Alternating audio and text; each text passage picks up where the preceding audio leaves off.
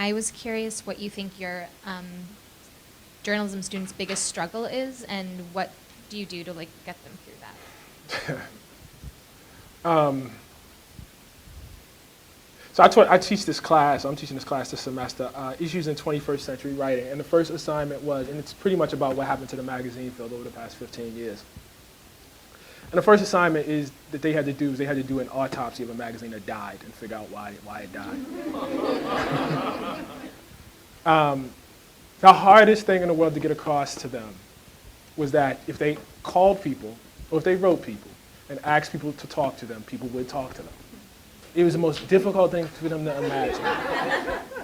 And, well, they think that people talk to people because they're calling from the New York Times, or they're calling from the Wall Street Journal, or they're calling from the Atlantic, or they're calling from Time Magazine, or they're calling from, I guess what used to be Newsweek. Well, I guess Newsweek is still around. They're calling from, somebody did that, too. Somebody did Newsweek.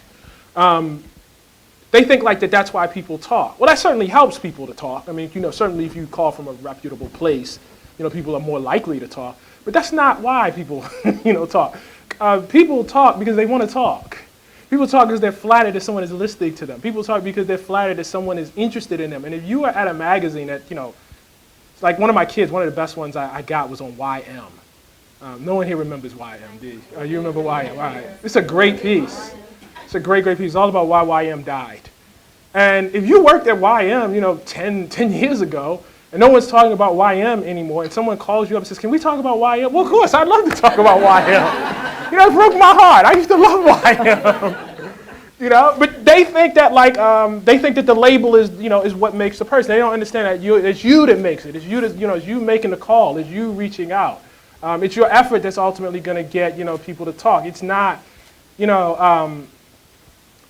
it's not what's over your, over top of you. It's you, and getting them to understand that proved really, really difficult. And it was kind of sad too, because some of the best, so I would go and we would do these checkups. And a week before the checkup, I have two kids who are from France, and one of the best of them was a young woman who was doing Portfolio magazine, which Condé Nast launched all these years. You know about Portfolio, I do. of course, yeah. So one of the best ones was on Portfolio. So I'm going around, doing these checkups, see how everybody's doing. Oh, I put out, 2 calls. I'm waiting for somebody to call me back. Hey, don't ever say that to your professor. I'm waiting for somebody to call me back. It's the worst. Oh, I did this, but, I can't. No one's responding, da-da-da-da-da. And I get around to Gabrielle, who's my student from Paris, and Gabrielle is like, yes, I have, I've done 5 interviews already for people from Portfolio. Now, Portfolio is this big magazine for Condé Nast, right? These people are talking to her. This little, MIT student who can barely speak English, but they'll talk to her, right? And that's what I told her. I said, listen, there's no excuse in the world for why people are talking to Gabrielle and I just don't believe you. I just absolutely don't, I totally do not believe you, And it's really sad because that really is the essence of journalism, and that's why, I was talking about reporting as an act of physical courage. A, are you going to believe that people are going to talk to you? And B, do you have the courage to actually call people up and ask them really awkward questions? And it's not, often it's not them who feel awkward, it's you. It's really about you. I mean, it's a kind of narcissism that, prevents us from asking these questions. Because very often people will tell you things that you feel bad about. I think about this, the story I told them. And I'll probably end up telling it here next year, so get ready for it. And I was 21.